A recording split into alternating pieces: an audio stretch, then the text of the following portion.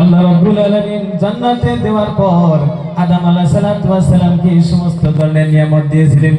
সমস্ত ধরনের নিয়ামত পাওয়ার পর আদম আলাইহিস সালাতু ওয়াস সালামের মনে মনে এমন ভাব, আদম আলাইহিস সালাতু ওয়াস সালাম মনে মনে এমন কল্পনা করতেছেন, আমার একা একা সব কিছু মনে হয়। আদম আলাইহিস সালাতু ওয়াস সালাম সব সময় একা একা মনে করতেন, তিনার কোনো সাথী ছিল না।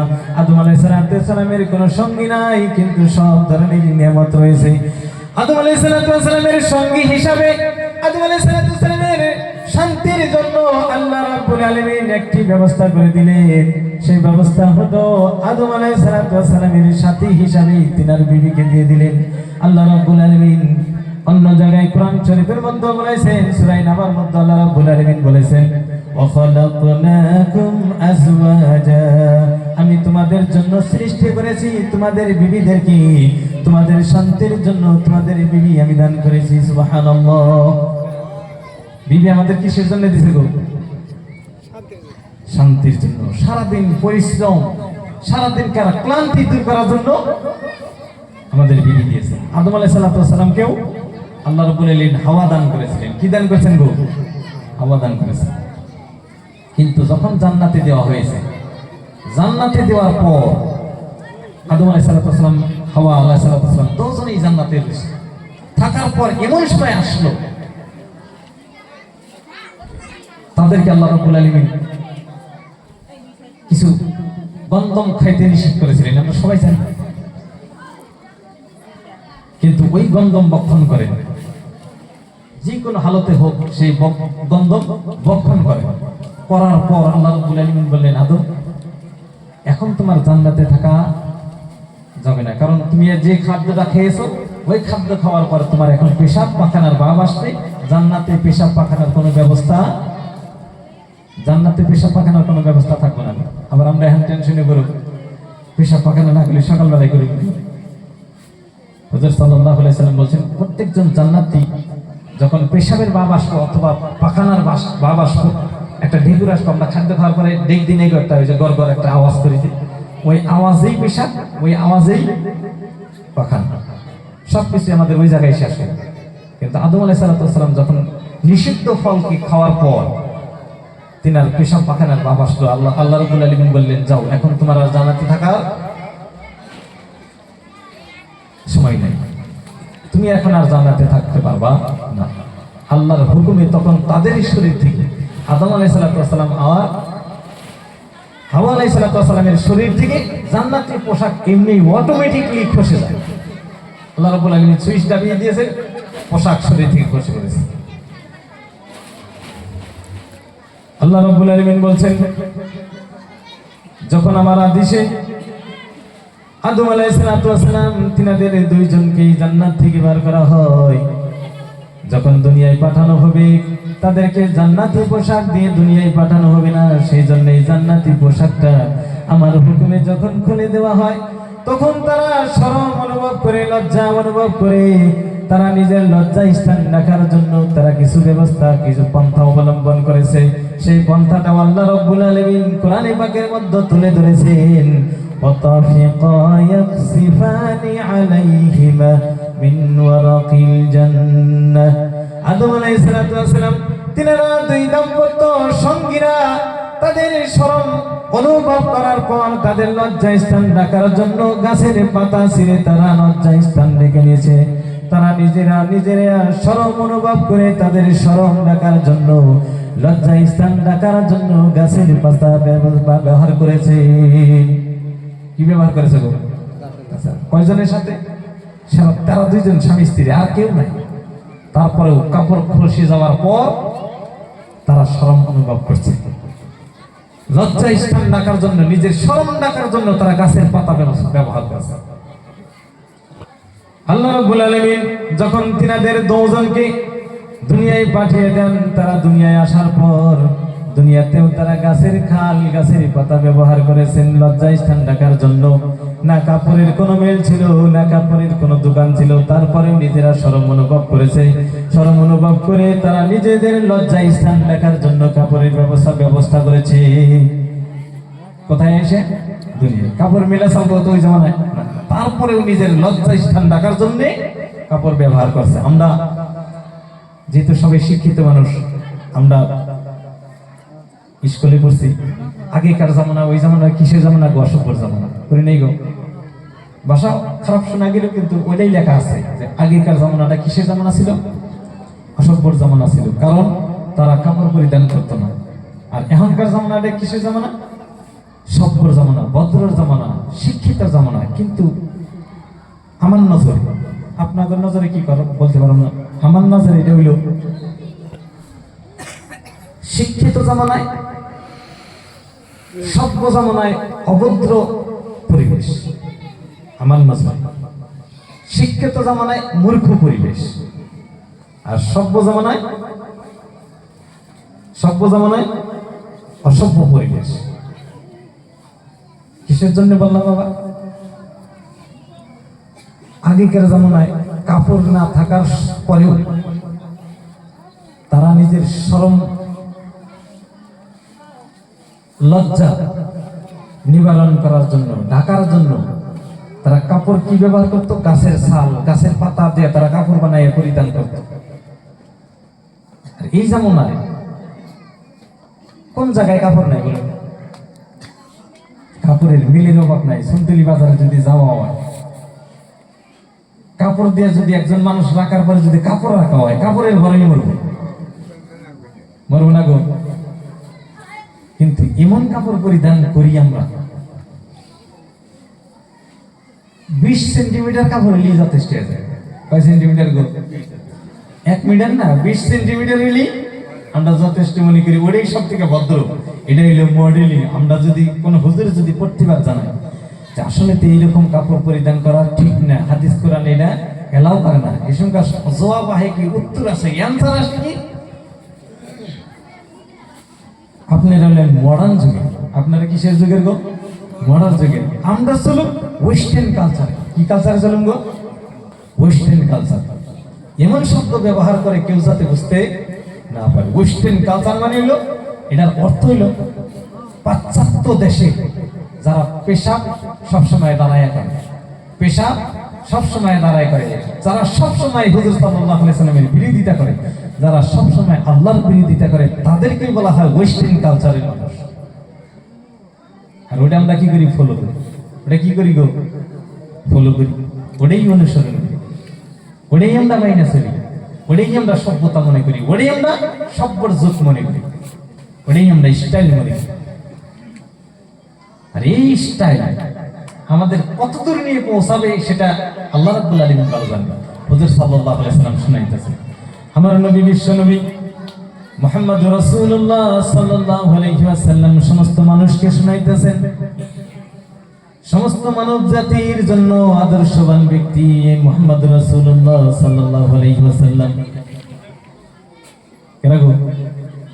হুজুর সাল্লাল্লাহু আলাইহি সাল্লামের মতো আদর্শবান মানুষ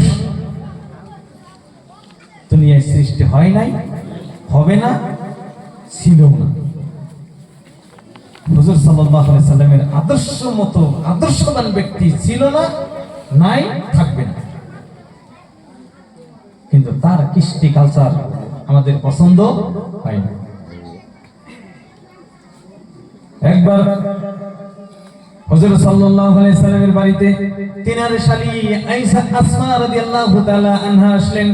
হুজুর সাল্লাল্লাহু আলাইহি সাল্লামের শালী আয়েশা রাদিয়াল্লাহু তাআলা আনহার বোন, তিনি আসার পর সেই জামানায় যে পাতলা কাপড়, এই জামানার মোটা কাপড়, সেই জামানার যে পাতলা কাপড়, সেই জামানার সেটা মোটা কাপড়, সেই পাতলা কাপড় পরিধান করে আসার পর হুজুর সাল্লাল্লাহু আলাইহি সাল্লাম বললেন, আসমা তুমি শুনো, পাতলা কাপড় পরিধান করলে এটা কাপড় হয় না, এই কাপড় পরিধান করা সেটার সাথে হুজুর সাল্লাল্লাহু আলাইহি সাল্লাম কুত্তার সাথে উদাহরণ দিয়েছেন। হুজুর সাল্লাল্লাহু আলাইহি সাল্লাম বলেছেন, একটা কুত্তার লেঙ্গুর 1 হাত 1.5 হাত থাকা সত্ত্বেও তারা নিজের লজ্জায় স্থান রাখতে পারে না, তেমনি ভাবে কোন মহিলা যদি কাপড় 10-12 হাত থাকার পর, 5-6 হাত কাপড় থাকার পর যদি নিজের শরীর ঢেকে রাখতে না পারে, ওই কুত্তার সমতুল্য যে কুত্তায় তার লিঙ্গুর থাকা সত্ত্বেও নিজের লজ্জায় স্থান রাখতে পারে না। আমরা ওই যাবে বলছি, শিক্ষিত ভদ্র সমাজে অভদ্র পরিবেশ। খারাপ লাগলেও বলবো, সেটা হইল হুজুর সাল্লাল্লাহু আলাইহি সাল্লাম বলছেন কিয়ামতের আগে মানুষ ঊর্ধ্ব অলঙ্গ অবস্থায় থাকবে। কি অবস্থায় থাকবো গো? ঊর্ধ্ব উলঙ্গ অবস্থায় থাকবে। আমি মনে করি পুরা উলঙ্গই থাকবে। কি থাকে গো? এই যে মনে এবার সিস্টেম আছে, মনে করে পুরা উলঙ্গই থাকবে। আমি টুকটাক দোকান করি। কি করি গো? দোকান করি। দোকানে যাওয়ার পরে উড়না কিনবার গেছি, যাওয়ার পরে হোলসেলার রেখেছি টুকা বহুল সাইজের উড়না পাঞ্জাবি না। যারা সেলম্যান থাকে, সেলম্যানের মধ্যে একটা বাচ্চা সেলম্যান আছে, আঙ্গ বয়সী, তার মানে এই টাঙ্গ একটু ছোট, একটু মস্কারি করে আমার সাথে। হুজুর আসলে তো কোম্পানি উড়না বানায় কিছু নিয়ে, আপনি আসুন পর্দার জন্য, কিন্তু উড়না বানায় অন্য উদ্দেশ্য নিয়ে। দিয়ে উদ্দেশ্যটা করেন, উড়না বানায় কোম্পানি এই জন্যই সেরাসিরি গার্লফ্রেন্ড বয়ফ্রেন্ড থাকবো, যদি কথা কাটাকাটি হয় ফার্স্ট নম্বরে যাওয়ার সময় দড়িরও বাবু দেখে চিকন করে বানাই দেয়, যাতে ফার্স্ট দিতে সুবিধা হবে। এই জন্যই উড়াইন্ডে বানায়। মা বোনেরাও রাখেও মা করি, আমার একটু বিশ্বাস হইল না। ঠিক আছে, খালি উড়াইন্ডা জাস্ট গম গলায় ওকে রেখে দিয়ে দেয়, যাতে দরকার পড়লে খালি একটু ফার্স্ট করে একটা দিয়ে যাতে জলুইটা দেন যায়। আমি যুবক ভাইডারে বললাম না, তোমার আইডিয়াটা ঠিক আছে, কোম্পানি যে উদ্দেশ্যই নেই, কিন্তু তোমার আইডিয়াটা ঠিক আছে। বডি স্ট্রাকচার, বডির শেপ, মা বোনদের বডির স্ট্রাকচার যদি শেপ যদি প্রকাশ হয়, স্পষ্ট হয় কাপড় পরিধান করার পর, চাহে বোরকা পিন্ধুক, চাহে লং প্যান্ট পরিধান করুক, চাহে সুইজার পরিধান করুক, চাহে মেসকি পরিধান করুক, যে কোনো কাপড় পরিধান করার পর তার শরীরের অঙ্গ প্রত্যঙ্গর শেপ যদি, ঢাঁচা যদি, স্ট্রাকচার যদি স্পষ্ট হয়, ওই পর্দাকে পর্দা বলা হয়। ওই পর্দা পরিধান করা হারাম, হারাম, হারাম, জায়েজ নেই, কবিরা গুনাহ। যতক্ষণ পর্যন্ত ওই কাপড় শরীরে থাকবো, ফেরেশতায় গুনাহ লিখতেই থাকবো, লিখতেই থাকবো, লিখতেই থাকবো। আমরা নজর করি অল্প, কি কাপড় পরিধান আমরা করাই? আমরা কাপড় পরিধান করাই বোরকা থেকে শুরু করে লং প্যান্ট পর্যন্ত। যদি আমি দেখি বোরকাও পরিধান করি ওই রকম সাইজে, যাতে শরীরের স্ট্রাকচার কিছু স্পষ্ট হয়। মাসে তো জানা না যে আমি মহিলা যাইতেছি।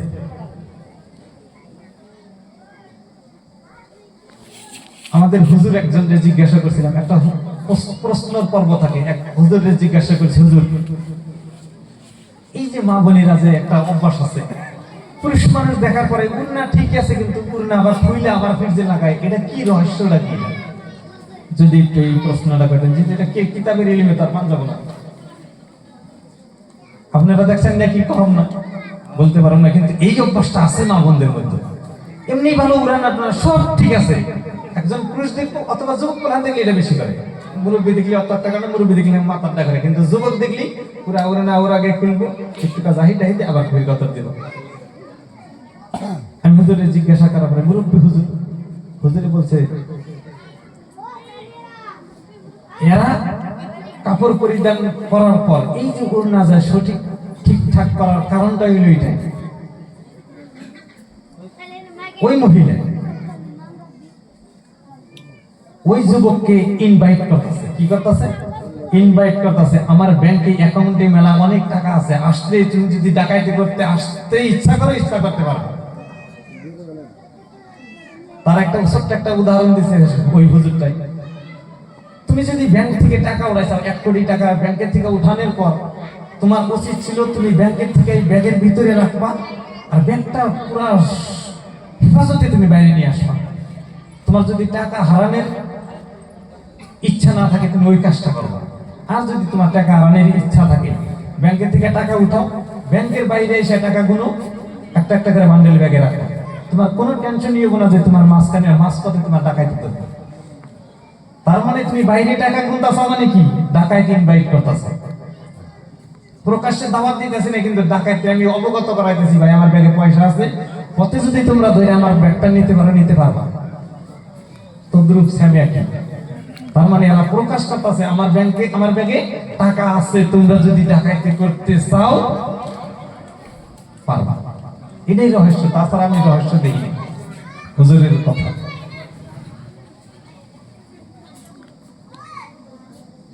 আমরা যদি একটু লক্ষ্য করি, সামান্য লক্ষ্য করি, মা বোনদের দিকে যদি লক্ষ্য রাখতে হবে, সফট কাপড় পরিধান করা,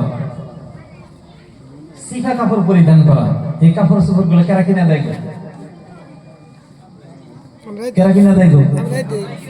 হয় বাপে, নয় ভাই, নয় দাদা, নয় চাচা, যে কোনো একজন পুরুষ মানুষ তো আছেই।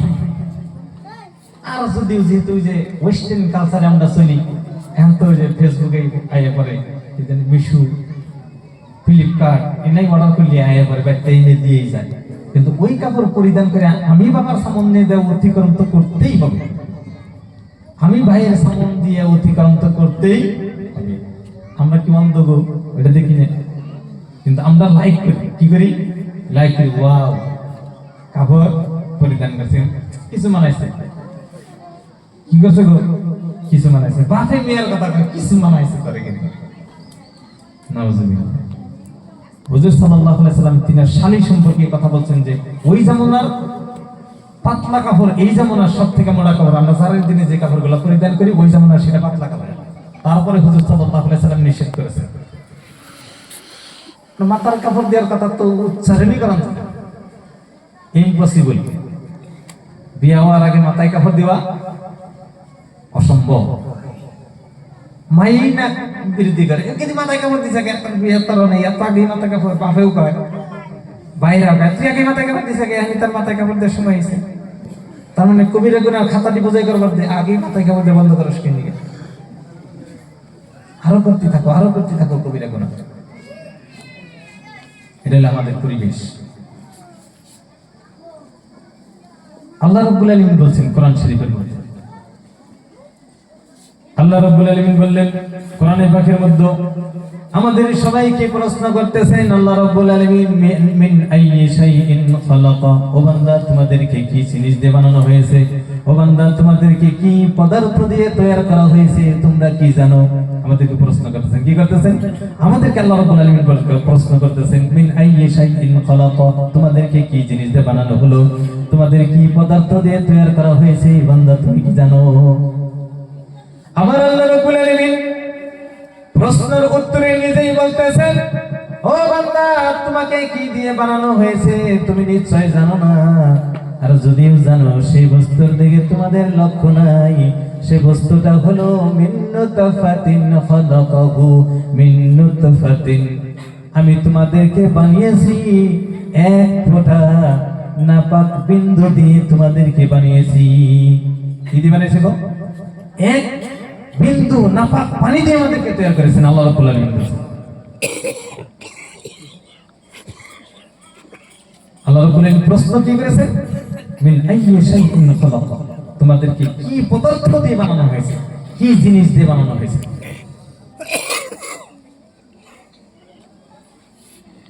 মিন নুতফাতিন খালাকাহু ফাকাদ্দারা, আল্লাহ রাব্বুল আলামিন বললেন মিন নুতফাতিন খালাকাহু ফাকাদ্দারা, তোমাদেরকে এক বিন্দু নাপাক পানি দিয়ে তৈরি করলাম। ও বান্দা তুমি তোমার এই নাপাক পানি দিয়ে ঘমন্ড তাকাব্বুর কিচ্ছু করো না, কারণ ওই নাপাক পানির কোনো মূল্য নাই, ওই নাপাক পানির কোনো মর্যাদা নাই, ওই নাপাক পানির কোনো বেচাকিনি নাই। ওই নাপাক পানি শরীর থেকে নির্গত হওয়ার পর ওই ব্যক্তি গোসল করার জন্য তৈরি হয়ে যায়। কাপড়ে লাগলে সেই কাপড় ধুয়ে ফেলে, শরীরে লাগলে শরীর পরিষ্কার করে। ওই নাপাক পানির মূল্য কারো কাছে নাই। সেই নাপাক পানি দিয়ে তোমাকে তৈরি করা হয়েছে। ও বান্দা তুমি গমন, তুমি তাকাব্বুর, তুমি নিজেকে নিজে সব থেকে বড় কিভাবে মনে করলা? তোমার সৃষ্টি, তোমার উৎপত্তি যে জিনিস দিয়ে বানানো হয়েছে, দুনিয়ার সব থেকে কম দামি বস্তু যদি হয় সেই বস্তুটাই আছে। আমাদেরকে যে বস্তু দিয়ে বানানো হয়েছে, আমরা যদি একটা গয়না বানাই, গয়না যে কোনো জেওয়ার যদি বানাই, নাকের তা বানাইলেও সোনা দিয়ে বানাই, ওটার মূল্য আছে না? এই কানের তা বানাইলেও মূল্য আছে, পায়ের তার উপর মূল্য আছে। এই বস্তুটা যে বানাইছে লোহা দিয়ে বানাইছে তাও মূল্য আছে। কিন্তু আল্লাহ রাব্বুল আলামিন আমাদেরকে এমন এক পদার্থ দিয়ে বানিয়েছেন, সৃষ্টি করেছেন, যে পদার্থের কোনো মূল্য, কোন মানুষের শরীর থেকে যখন বীর্য বার হয়, কোন মানুষ এইরকম দেখছি গো, ওই বস্তুটা আবার দেরি না বোতলে ঠেলছে, মিউজিয়ামে ঠেলি, এত মূল্যবান বস্তু ফালান যাবে না, যেহেতু মানুষ বানানো না, এটা এরকম করছে গো কে? তার মানে সামনে মূল্যহীন বস্তু দিয়ে তোমাকে বানানোর কারণ কি? বড় হওয়ার পর, মানুষ হওয়ার পর তুমি যাতে ঘমন্ড তাকাব্বুর না করো।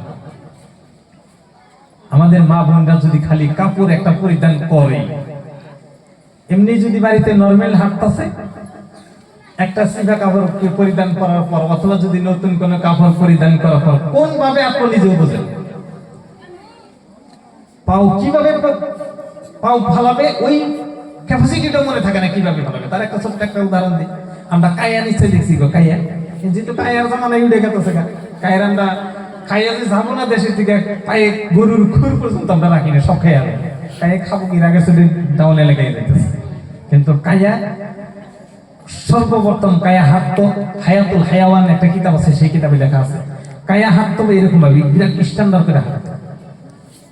কিন্তু কায়ার কালারও কালা, এই কায়া হাঁটার স্টাইলটা কিন্তু বিরাট ভালো আসছিল আগে। একদিন ময়ূর দেখছে, ময়ূর দেখার পরে ময়ূর পুরা স্টাইল করে হাঁটে। আমরা যদি কেউ ময়ূর দেখছি, ময়ূর বিরাট স্টাইল করে হাঁটাহাঁটি করে। কাই মনে মনে ভাবলো যে ময়ূর ইয়াতে দেখতে খুবসুরত, আমিও তো কিছু লম্বা সাইজের আছি, আমারও তো খুবসুরত হওয়ার দরকার আছে, যে স্টাইল আমার দজনেরই একই। ময়ূরে নিজের পাখার ফয়ের গুলা কিছু ফেলাই রেখে ময়ূর চলে গেছে। কাই করছে ওই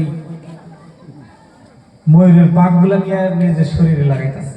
লাগানোর পর ময়ূরের স্টাইলে কিছু আটকার নাইতেছে, ইয়ার স্টাইলটা ভালো আছিল কিন্তু ময়ূরের স্টাইলে আটকাছে। হাঁটার পর কিছু দূর যাওয়ার পর পাক করে গেছে, কিন্তু কায়ায় আগেকার আড়াই স্টাইলে আড়াই গেছে। আমি কিভাবে আসছি, নিজের আগের স্টাইলে আড়াই গেছে, ময়ূরের স্টাইলে আড়াইছে।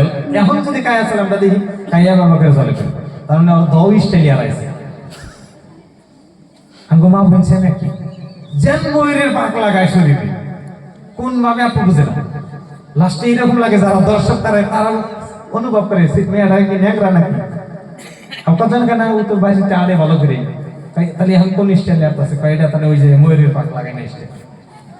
কোন পাক লাগায় না স্টাইল গো? ময়ূরের পাক লাগায় না স্টাইল। হুজুর সাল্লাল্লাহু আলাইহি সাল্লাম বলছেন এইগুলাও জায়েজ না। কোন মহিলা যদি এমন জেওয়ার পরিধান করে, এমন কাপড় পরিধান করে, এমন স্যান্ডেল যদি পরিধান করে, সবটার মজমুয়া আওয়াজ, তার মানে আমার পর উদ্দেশ্য আওয়াজ, হাই হিল যেটা আছে হাই হিল, আমরা যদি মা বোনেরা হাই হিল, এমন হাই হিল পরিধান করি যে হাই হিল পরিধান করার পর খটখট খটখট আওয়াজ চলে, ওই হিল হাই হিল পরিধান করা যায়। তার মানে ওই হাই হিলে পুরুষদেরকে আকৃষ্ট করব ওই দিকে লক্ষ্য করার জন্য। এমন জেওয়ারাত পরে পায়ে নুপুর যে পরিধান করে, ওই নুপুরের মেলা কোয়ালিটির নুপুর, তাজমহল নুপুর, নানান ধরনের ঝুমঝুম সুমসুম শব্দের নুপুর আছে। এইগুলো পরিধান করার পর যদি কোনো পুরুষ এই আওয়াজ শোনার পর মহিলার দিকে যদি কুনজরে লক্ষ্য করে, ওই পুরুষেরও যে ততটুকু গুনাহ হবো, ওই গুনার ভাগই মহিলার আমলনামায় লিখবে। হুজুর সাল্লাল্লাহু আলাইহি সাল্লাম বললেন, মান দাআ ইলা হুদান কানা লাহু মিনাল আজরি মিসলু উজুরি মান তাবিআহু লা ইয়ানকুসু যালিকা উজুরিহিম শাইআ। হুজুর সাল্লাল্লাহু আলাইহি সাল্লাম বললেন, আমার নবী বিশ্ব নবী মুহাম্মদুর রাসূলুল্লাহ সাল্লাল্লাহু আলাইহি ওয়াসাল্লাম বললেন, ও আমার উম্মতেরা শুনে রাখো, জেনে রাখো, মান দাআ ইলা হুদান, কোন মানুষ যদি কোন মানুষকে ভালো কাজের দিকে আহ্বান করে, সেই আহ্বায়ক যাকে ডাকবে সে যদি ভালো কাজটা করে ফেলে, সেই ভালো কাজ করার পর যত নেকি সে পাবে, সেই নেকির থেকে যে ব্যক্তি ডাকলো তার আমলনামায় তার ভালো কাজের সওয়াব লিখে দেওয়া হবে। সুবহানাল্লাহ, লা ইয়ানকুসু যালিকা উজুরিহিম শাইআ। কিন্তু তার ভালো কাজ করার পর যতটুকু সওয়াব দিবেন সেই সওয়াবে আল্লাহ রাব্বুল আলামিন কোনো কমি করবেন না। যতটুকু সওয়াব দিবেন আল্লাহ রাব্বুল আলামিনের পক্ষ থেকেই তাকে বোনাস দিয়ে দিবেন। সুবহানাল্লাহ।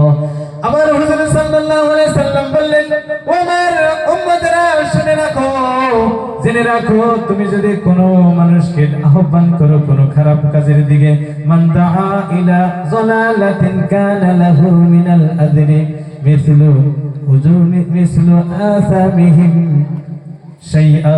কোন মানুষ যদি কোন মানুষকে খারাপ কাজের দিকে আহ্বান করে, সেই খারাপ কাজ যদি সেই ব্যক্তি করে ফেলে, কোন গুনার কাজের দিকে আহ্বান করেছে, সেই ব্যক্তি গুনার কাজটাও করে ফেলেছে, হুজুর সাল্লাল্লাহু আলাইহি সাল্লাম সাল্লাম বলেছেন সেই ব্যক্তি গুনাহ করার পর যতটুকু গুনাহ তার আমলনামায় লেখা হবে, যে ব্যক্তি আহ্বান করলো, যে ব্যক্তি ডাকলো, তার আমলনামায়ও ততটুকুই গুনাহ লেখা হবে। লা ইয়ানকুসু যালিকা আসামিহিম শাইআ, কিন্তু সেই ব্যক্তির গুনার খাতার থেকে কোনো কমি করা হবে না। আল্লাহ রাব্বুল আলামিন এই বান্দার আমলনামায় যে গুনাহটা দিবেন সেটাও তাকে বোনাস দেওয়া হবে। নাউজুবিল্লাহ। কি দেব গো? বোনাস। এই যে এদিকে থেকে আসার সময় আপনাকে বাজারের ওই পাশে স্কুলই নাকি ওটা জানি না, ভিড়, না কোনো বসার ব্যবস্থা করছে, না কোনো সামিয়ানার ব্যবস্থা করছে, কিন্তু তারপরেও সব পাঞ্জাব ওই যে একটা কইছি, একটা শব্দ কইছি, খারাপ নাগাও হারে আপনাদের, সেটা হইল সভ্য জমানায় অসভ্য পরিবেশ। আমরা ভ্রমণ করি, জার্নি করি, শিক্ষামূলক জার্নি। আমরা কই না গো স্কুলের থেকে জার্নি গেছে, এটা কি মূলক গো? শিক্ষামূলক জার্নি। ওরা গিয়ে দেখুন অসভ্যমূলক সবকিছু চলতেছে, বাসের ভিতরে যুবক যুবতী পুরা ডান্স করতেছে। কাগজ সন্তান করে গেলা কাগো গো সুমিরা কইল না, আমার সন্তান, আমার মেয়ে, আমার পোলা, আমার ছেলে বাসের ভিতরে সব এক জায়গায় ডান্স করতেছে। কার শরীরের সাথে কার শরীরের দেশা কোনো খবর নেই। আছে গো পরিবেশ। শিক্ষামূলক যদি জার্নি হয়, শিক্ষামূলক যদি ভ্রমণই হয়, শিক্ষামূলক কি করবো? শিক্ষামূলক শিক্ষিত জমানায় গান বাজনা বাজানের কাম হইল অশিক্ষিত হয়েছে।